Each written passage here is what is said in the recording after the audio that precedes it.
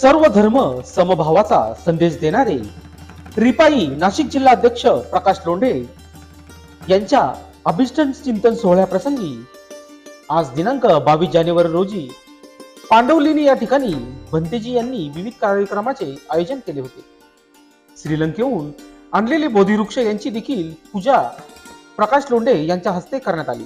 त्यानंतर बुद्ध स्मारकाचे दर्शन घेऊन धम्मवंदना देखील करण्यात आली।